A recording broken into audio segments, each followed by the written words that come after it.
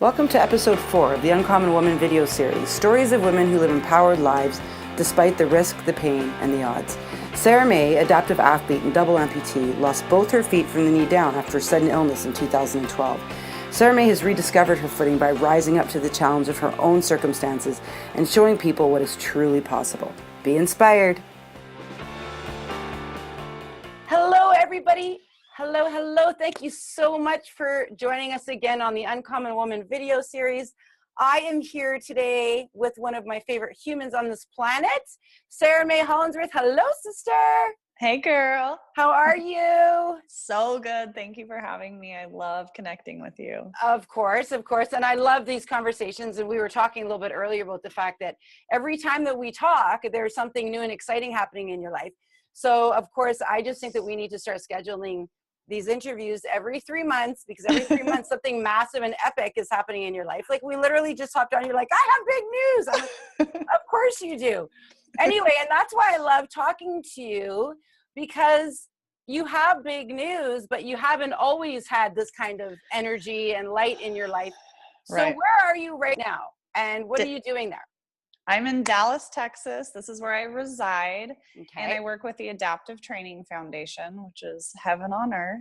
Okay. We train injured vets and civilians. And I was actually an athlete 2 classes ago.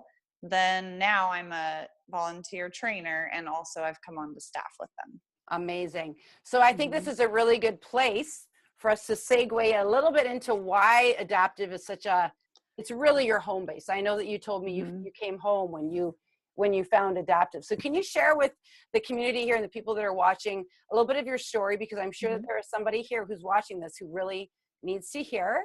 There is life past some of the dark times, right? So what Absolutely. are you doing at adaptive, and why is it so important to you? Well, I'm a lifelong runner, trainer, fitness competitor, athlete. And in 2012, I ended up having an infection in my hip that got into my bloodstream that nearly killed me. And then I ended up having to lose both feet below the knee and have my hip replaced twice. So obviously I still can never get over this part of the story. You're like, I know. I'm like, whatever. yeah. But so it definitely shook things up. And it was a long process of, oh, wow, the sun is really bright. It was a long process of getting through that. As you know, it was very, very dark.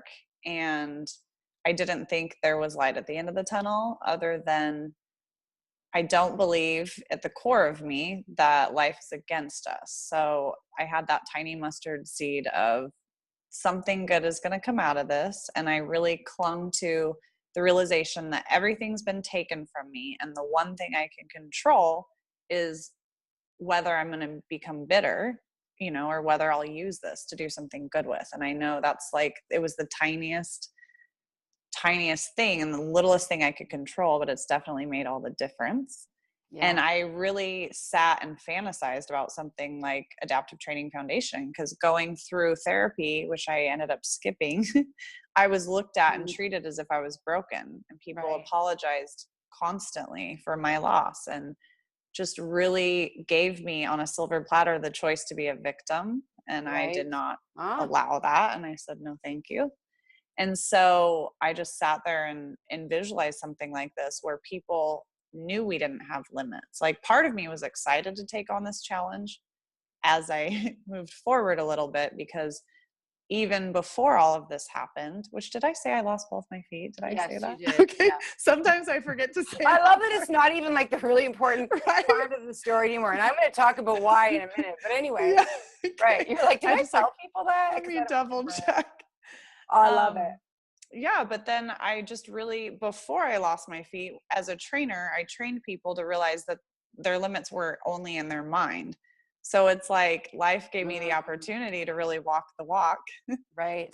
And part of me was excited to do that. And so when I found this gym, and it was in Dallas, I knew I had to go immediately. I knew it was like, this has been in my brain, and what I thought I was going to have to create existed. And I just got there as quick as I could. And so here I am. You did. And it's amazing. Okay. A few things. First of all, I want to point out that I love that the light is shining on you like this. Thanks. Because I want to go back to the first conversation that we ever had. And I remember that conversation so clearly. It would have been almost 2 years ago.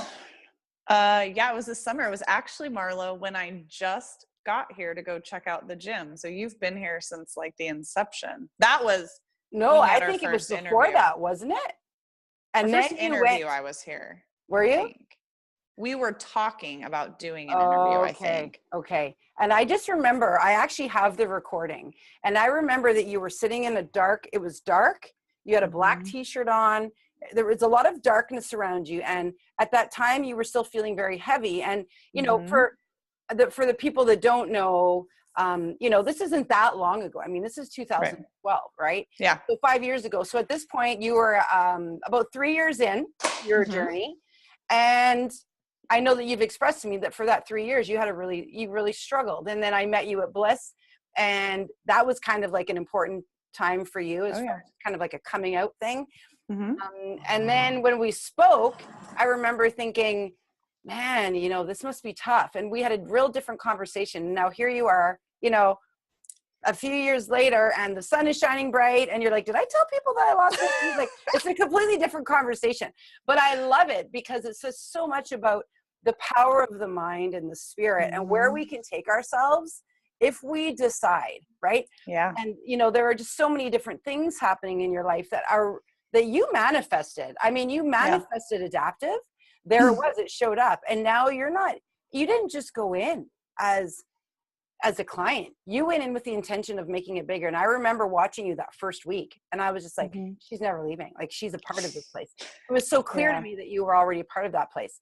So so the people that you work with at Adaptive, can you share a little bit about that? Because I think it's a really important piece of the work that you're doing. And for, of course, anybody who's listening to our interview, you know, you've actually stepped from behind the curtain and gone from experiencing to like helping others on the other side, face to face. So can you talk about that whole Absolutely. And it's actually, we and haven't why even it's really healing. We haven't talked. And it really, it's such a beautiful thing. So yeah, I was an athlete. It was like the final piece, because I'd really worked on my mental, emotional, spiritual, but then the greatest portion of the grief was the physical loss for me, because that's all I did before. And so it was like every movement reminded me of that loss, and it was such like a sticking point for me, and they really helped me work past that. And so it just put me back into communication with my body, which was the missing link. And then I really underestimated what it was going to be like to be a trainer. And I think I'd let go of, and I've always been a trainer. Like, I'm a few things, and that's one of them. And I'd kind of let that go. And then I was like, well, I definitely want to work with our people and pay that forward. And so I showed up and I did it. And again, most of these guys are, you know, vets, first responders. There's civilians as well. I'm a civilian. So there's so many different dynamics with what they go through and the effects of war on a person and battle. But I realized that I fought my war and I fought my battle, and I fought it by myself. And that translated. I was really able, it was like I would be in the moment training them, and all the things that I'm not saying are still communicating and transferring. It was a very interesting feeling, and it was healing in that I knew that I could use this to pay it forward and share with people, but I also knew it was like reading energy. There was just so much there that we didn't need to communicate, that just our beings could communicate. And that, I think, I was able to help them in that manner, but it also helped me so much. And it really woke up so much of my spirit, but then also really alerted me to how I can help and who I can help in ways that I think I didn't totally understand. And I'm sitting here thinking about how powerful and sometimes probably painful it is for you to train these people. Do you ever see pieces of yourself in them, of maybe your old self or of your present self? So can you talk about that a little bit, about like what's shown up for you that's maybe been, you know, because I think it's important that people understand that, yes, we grow and we move through things, but the reality is that those things will pop back up. Oh yeah. Our you know, our little demons will show up sometimes when we think they might, and other times we're like completely triggered and we don't even know where it's coming from. So can we talk about that? Because I know that you're being faced every day with a reality that, you know, maybe some of these people are just brand new amputees and they're still in that phase that you were in several years ago. Can you talk about that? Just that whole thing? Yeah, it's been a beautiful thing to just to witness. And I realize, you know, what people like you who've cheered me on have probably seen. For one, it's like people show up, no, I don't want to say dead eyes, but just those hollow, you know, they're lost. Like, who am I now? Where am I going? What does my life mean? And I'm, you know, I see those eyes and then this twinkle just turns on. It's like somebody turns on the light switch. So that's been like a total privilege and honor to experience. But then also our day to day is very real. Like, I can't believe I took it off because I just washed my hands, but I always wear my 22 kill ring, which is something that we're a big part of because about 22 vets commit suicide a day. And that's that's become a very real dynamic. I mean, because we're you're working probably with right vets. there, right? You're just there talking about this with these guys. 22 a day. 22 a day. Why are they doing that, SaraMae? What's happening? Well, there's what definitely, we're not talking about it. Like you know, I think there's this stigma of they have to be the strong warrior, and they feel, and this is something that I preach and it is a privilege to do so. They feel that they have that to be strong means to be bulletproof and to be fine. Like, I'm okay. Right. When they're not, when their insides are screaming out, I'm not okay. And I actually just had a conversation with a guy today who'd kind of gone into hiding a little bit. You know, he'd pulled away from the pack, so to speak. And I kept saying, I'm going to knock your door down if I don't hear from you soon. Right. Yeah. And he said, I don't like people to see me unhappy, which I said, I understand. I go into a cave. It's kind of my thing as well. But I said to him, I don't expect you to show up smiling all the time, because they tease me like I'm a Care Bear, because 85, 90% of the time I'm just so happy and bubbly. But when I'm not, I show up as her too. Like, I show up pissed when I'm pissed, sad when I'm sad. And I wasn't always that way. I was definitely, I thought strength was to just be okay. And I think there's that, you know, that pressure.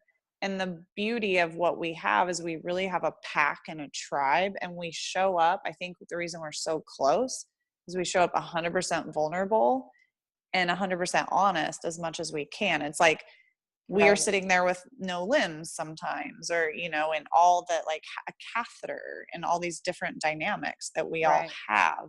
And so that takes the walls down, and then that makes it easier to bring down the bullshit, you know, that we all hide behind. Yeah. You know, the emotional, mental stuff. And we're honest. And not being alone in that is really like the nectar for all of it. Instead of, I'm just going to shoulder this burden by myself. Like, there's 50 people standing around us wanting to do it with us. And that's, it's amazing. Right. So it's interesting. You said something about tribe there, because you and I both understand the power of the tribe, and we can have more than one tribe, right? Like, you've got your adaptive tribe, and then you got your bliss tribe, then you've got other tribes. And so would this be something that you would suggest, like, as a super important piece of healing for people? And I mean, it doesn't matter whether you've lost your legs or lost a partner or lost a child, or, you know, lost your financial stability. I mean, creating tribe, is that something that you would recommend? I love that we're hearing that. It's like kind of eerie. Yep. I know. Right? It has been the single most powerful, transformative thing that I've done, particularly in overcoming the loss of everything that I knew. And it started with bliss, which I just love because I got you out of that. I was like a lone wolf turned like pack animal, is what I always say. I thought, you know, I think, and we've all experienced it, when people let us down so much, you begin to believe that people are a liability. And I come from not a close-knit family. So my only choice was to be alone, and I'm fine, and I got it. And it's so interesting because I was forced to go through this alone. Like, I didn't have any support when all this happened to find my own strength, but also to humble me, to break me open, to go, now I have to let people in this space.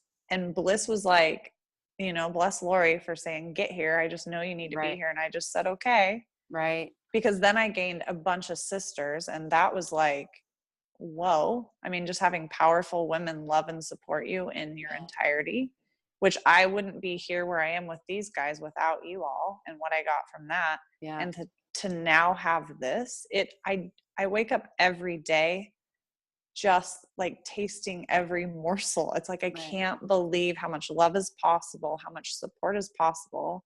I breathe deeper and slower. I sleep better, just knowing you're not alone. And not, I mean, I have a large amount of people that would literally die for me. And I know that. And I've never been able to say that. And that feeling is something that is unlike anything else, because I am not strong enough on my own. But like the people that I have that have my back, I'm like, I am unbreakable. Like, it's an amazing feeling. And it's how we're meant to be. Like pack animal. We talk about women who run with the wolves. It has made me fierce to love people that I love this way and to have the connections. And like, I too would die for all of these people. And that makes me feel amazing. I didn't have that before. It's so much more meaningful. And you know, the Uncommon Woman Project as a platform is really a platform where people who don't have tribe can come. And I remember when I was going through my trauma, you know, which was different kind of trauma, but I felt like my life was being extracted from me, you know, in a way. And I remember, and this was 2012, and I know that we have that parallel. I know. And I remember thinking to myself, wow, I'm so alone here. And I need people. I craved it. It was like water in the desert. Like I seriously wanted people who would just surround me and say, I've been there. I've got you. I know I know how you're feeling. I understand. And there's always people, like in my situation, I had people around me that loved me. But it was different than people understanding what I was going through. Oh yeah. And so, you know, it's one thing for me even to say, you know, SaraMae, I've got you. I love you. It's another thing for these guys that adapted to say, no, I've got you. Like, I get it. And so I think it's so important when we are looking for tribe, or when we're going through trauma, actually, when we're going through trauma or tragedy, to say, first thing I need is find support. Like, because I think that's where the breakdown is, right? It's people feel unloved, or people feel alone and scared, and they don't see any hope. Like, did you see hope at the beginning of this journey? Not only did I not see hope, it was like I saw doom. I mean, it was around every corner, you know, to where I remember saying, like, this hell can't be this bad. Like, it cannot, this is so unbelievably bad. And again, that's where I clung to that tiny hope, but it was always like to the next second. Like, I didn't have enough hope to get through the whole thing. I had enough hope to get through. It was like, second. Breathe. Yep. Breathe. Which is how I used to run when I did distance. I remember, because I'm a sprinter, but I did distance, and I would just be like, one more step. And I did that a lot of times. And that served me in this.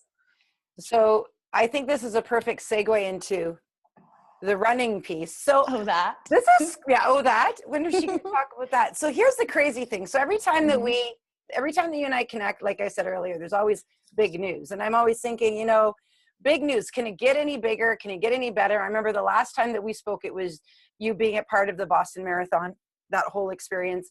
And that was really exciting for you because you are a runner. And when you and I first spoke, interview number 1, I remember you saying to me, and I think it's recorded somewhere, that you said, I believed that I would never run again. I truly believed that I would never run again. Never mind walk. You know, like walking was a whole other thing, just getting my feet moving and up and going. And then today, when I jump on, you say, I've got really big news. So can you please share with everybody your news and why this is so freaking epic and why they need to hear this? Because people need to see this and hear this. In fact, I think I'll answer it in reverse. Do it. Like, just so I am the lifetime runner. I'm from Oregon. Like, it is our religion. My dad is an ultra marathoner. My sister's a marathoner. I was a sprinter. It's just what I've been, who I've been my entire life.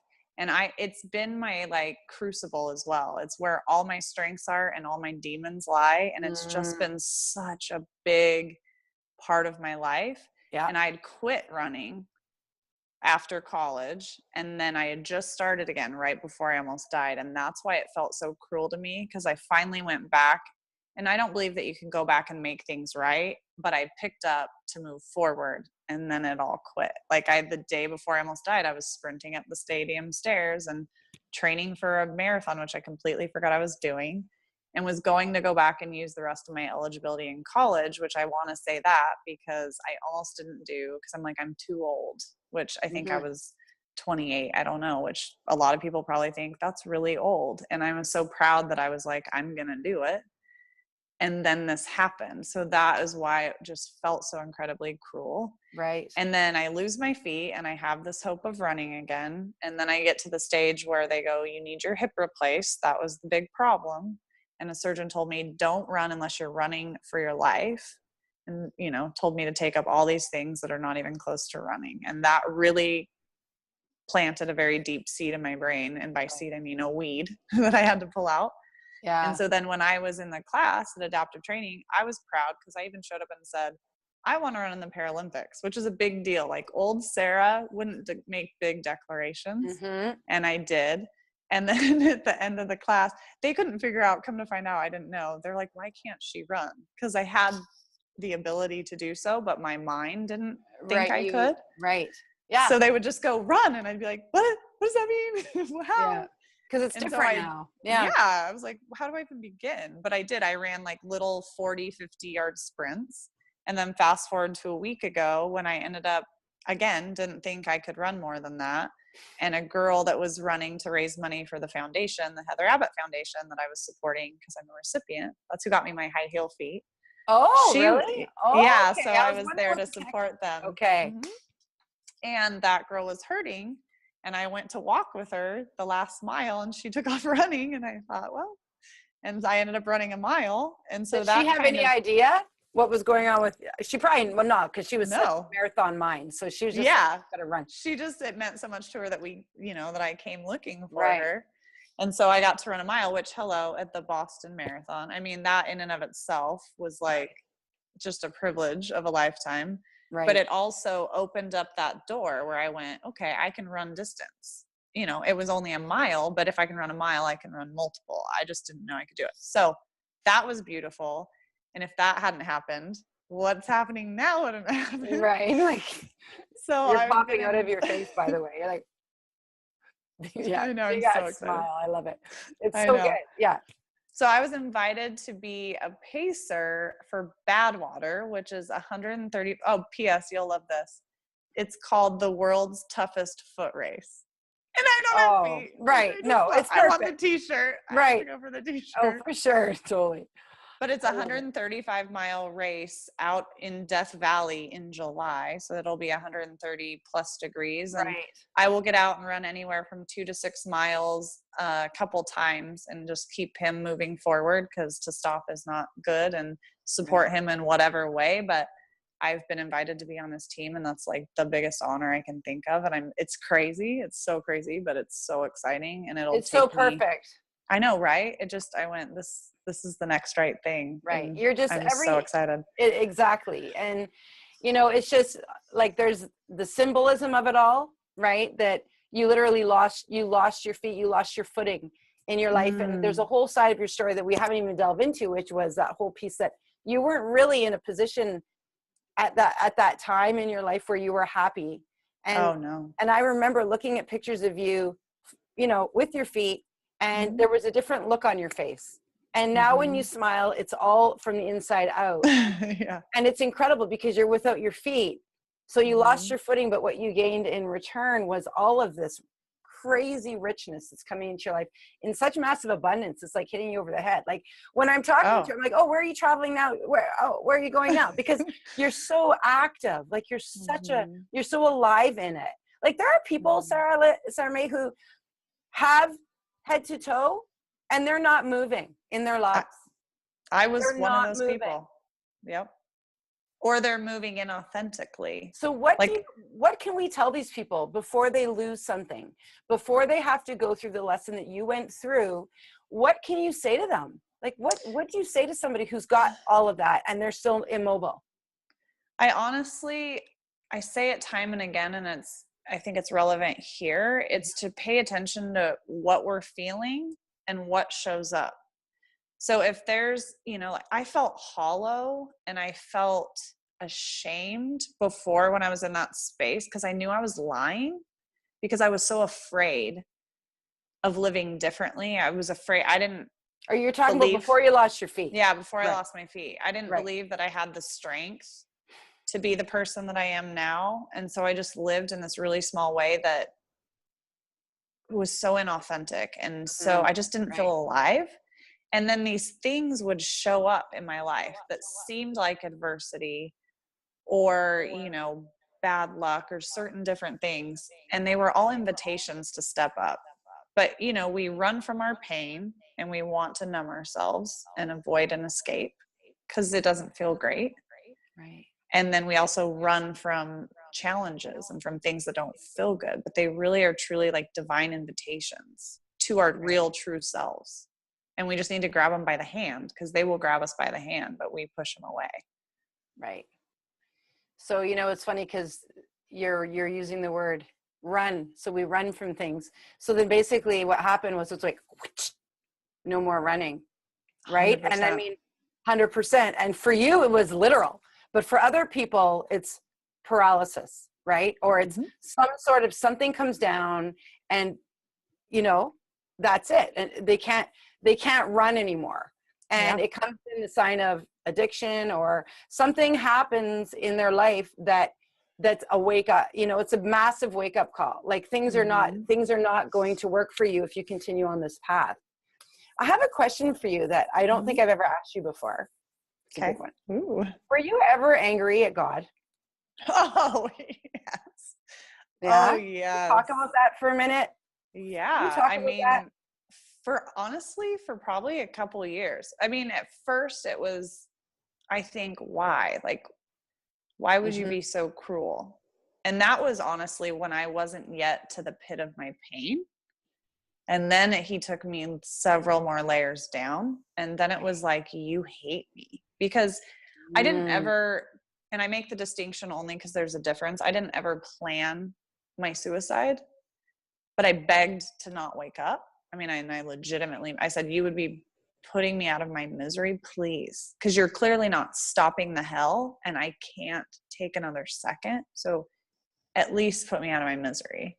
And then when it didn't get better and I wasn't put out of my misery, that's when the hate and anger set in. Like I don't know anyone who would be so cruel as you.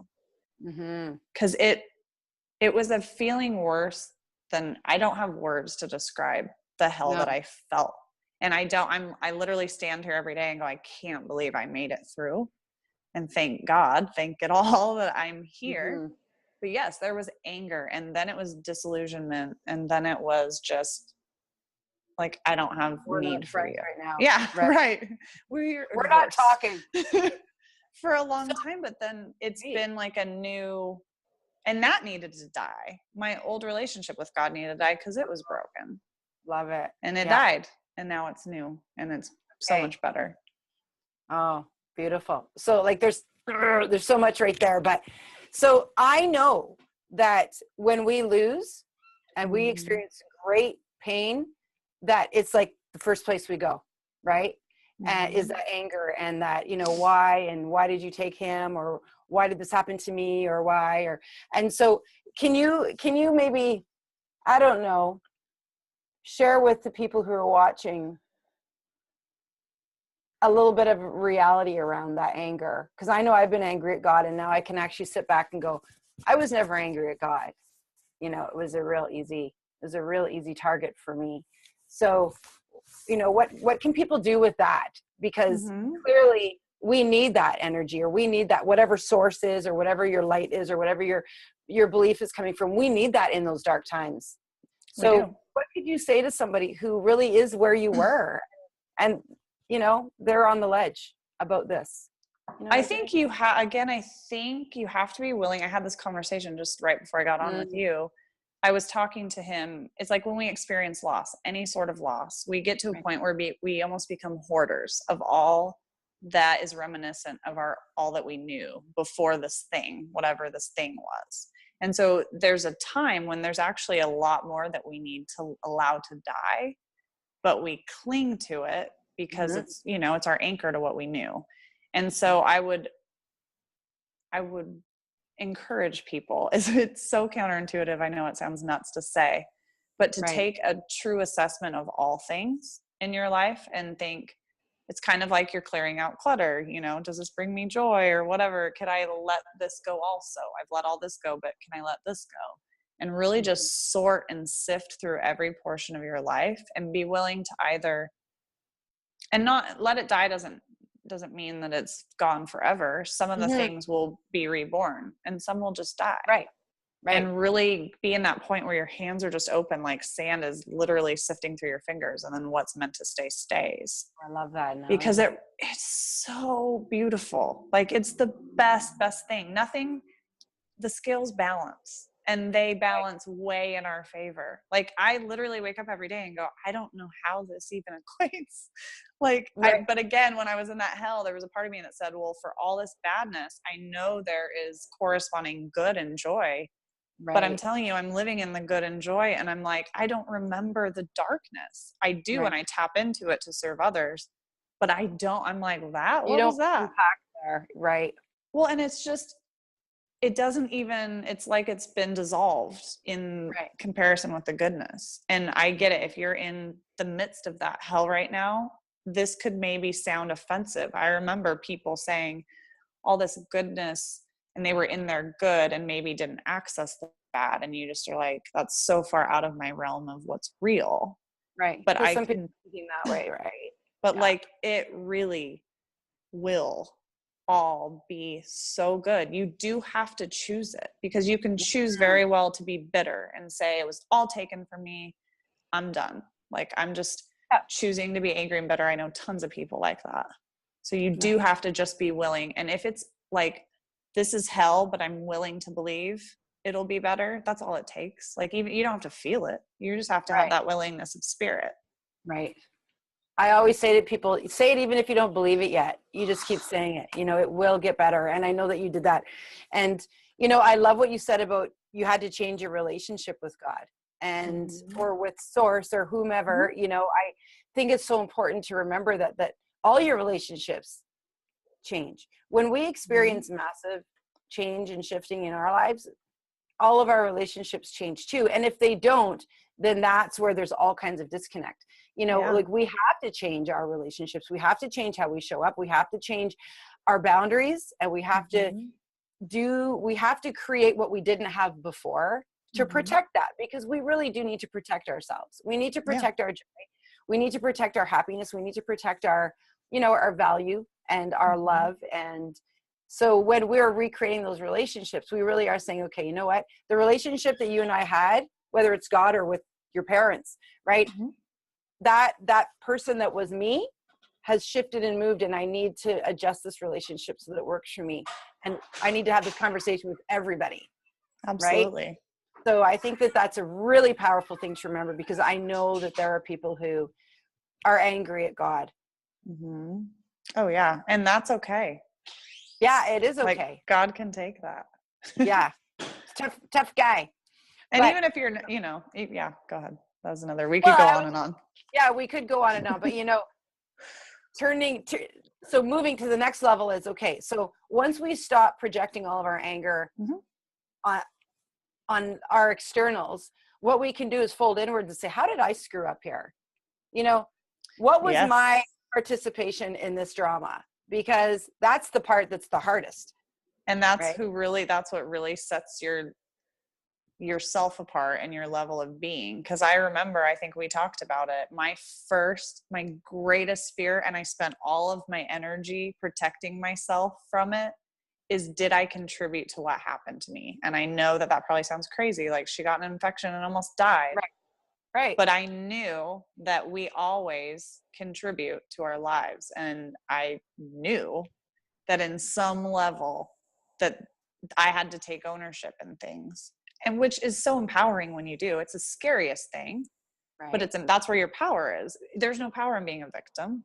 And that's a whole nother conversation. But when you really do take a look, fold inward, like you said, and take a stock and go, okay, this is how I was screwing up all over the place. Like this is all that I did wrong. But now I can choose and move forward in a powerful way and change that. Because otherwise you're just going to go back and replay the same stuff over and over, because life will continue to bring you the same things until you know, change them. but it's scary, but it's amazing to do. So let's go there before we end. I think this is a Mm-hmm. real cool to kind of end off. So how do you feel that you were partly responsible? Like, how do you pick up responsibility for that? Because I think that's something that some people won't even understand. So Mm-hmm. can you share with them that process? Yeah. And it's totally okay if it doesn't even resonate, or, you know what, even better yet, I hope it pisses you off and makes you uncomfortable. Right. Because That's what we like to do. We're not here to right. make you comfortable, sister. I'm here to tell Exactly. you Like, what you oh, need to did hear. that Right. agitate you? Good. Yeah. Right. But, you know, for the backstory, the part we didn't get into is I was in an abusive relationship, not physically, but in all the other ways. And I was living from my fear. I was avoiding all the things that called to my soul. And then I spent all my energy, you know, convincing myself I wanted this smaller, unhappy life that did not feed me in any way. I was exhausted. Like I had to drag myself out of bed. I was healthy and I'm a fitness model who looks picture perfect, but I feel like hell inside.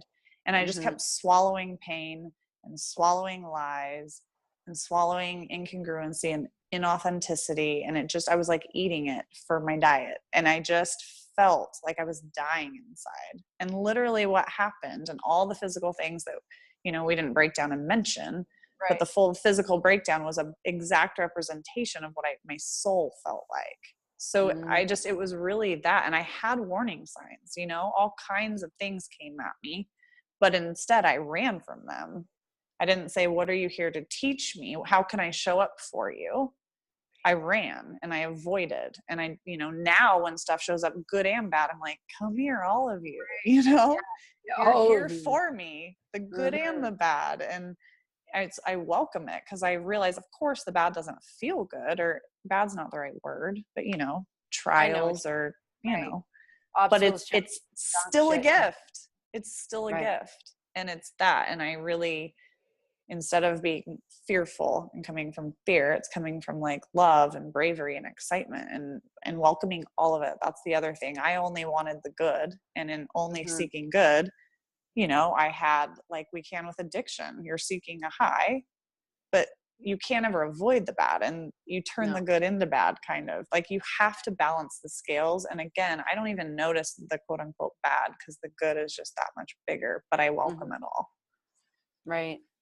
Well, you know, and when we don't allow the ugly or the dark or the bad or the painful to come in, then when it comes in a big, massive way, it hits us over the head, like, you know, kind of decapitation. So the reality is, if we can just start going, oh, I recognize you. Oh, I recognize you.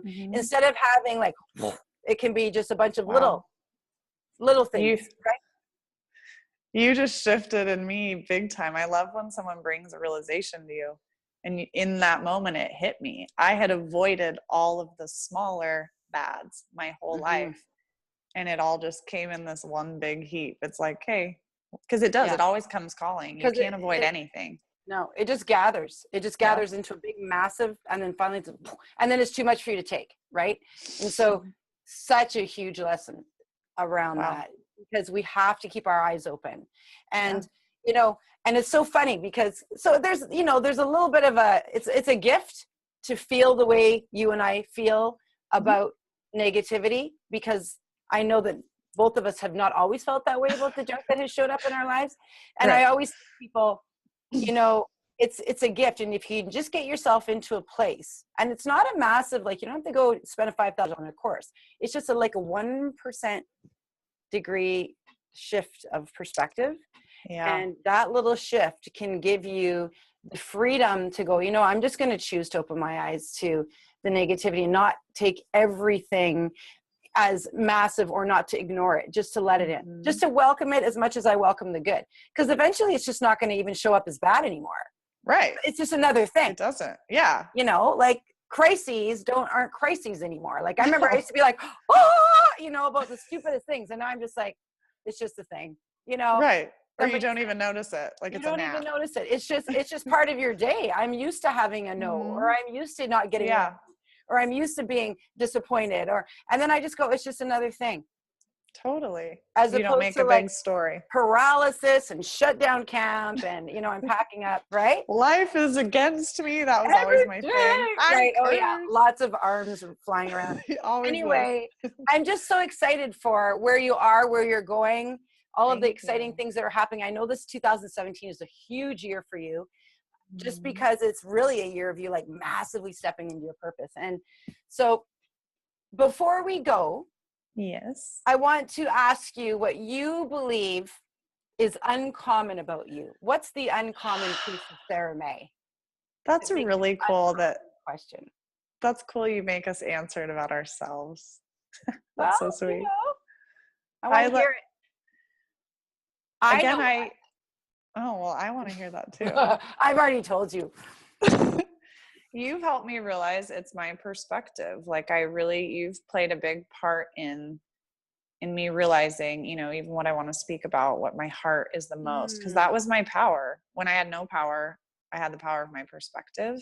Right. And looking back over my life, I've always had it. I haven't, you know, shown up in it and been as strong, but I've had that in me. And it's been, I mean, that's your reality. Whatever your perspective is the reality. And I'm living the reality of the beauty of the perspective that I've put to work. And I mean, that's what it is. It's not, these aren't just things falling from the clouds that are happening. Right. It's due to the person that I've grown myself to become and the way she sees the world. And it is, I wish it for everyone. That would have been my answer. Which is why when you it came from you. You know, that's why when you came to the catamaran, I said, you know, you need to talk about perspective, because if there's anybody that's got, you know, is a rock star champion at perspective, it's you. And, you know, perspective is really the key to the darkness or the light, you know? Yeah. And I always say, when I'm talking about perspective, I like to think of it as a tree, right? And we stand at a tree and we look up at it and we don't necessarily like the angle. So we just move a little, we shift, and we still don't get to see the sun. You know, there's branches blocking the sun. So we shift again until finally we get to a place where it's not blinding, but it's beautiful. And all we've done is just shift our perspective a little bit, and then we can stand there, you know? And then if the sun starts to shift and things are getting a little dark, then we just move around the tree, you know? Like, we have the freedom to shift our perspective. Doesn't matter where we are, who we are, what our situation is, whether you're behind bars or whether you're free as a bird. It's all about shifting perspective. And when I was experiencing hell, that was due to my perspective then too. Right. Yeah, it's powerful. And I give that to you. Like, that, you brought it full circle for me. Well, that was so when funny. I write my book on it. Oh, that comes from you. Yes, I love it. Awesome. So good. Yeah. Thank you. You know, SaraMae, I don't know why I'm having a SaraMae. I think I called you Sarah Lynn earlier. I was like, whatever person. I just want to say thank you so much for showing up again and honoring me and the audience with your incredible story, and just sharing sacred space, and always showing up fully and completely, like fully and completely, like, you know, totally tragically hip or whatever. It's just so amazing that you always come with whatever's happening in the present. And it makes me so happy to see all of this growth and movement in your life, and see you shining so brightly. Like earlier, we couldn't even see you. It was like, you were I know, I was like, sorry. And I was just like, it's perfect. Thank you so much. You're welcome.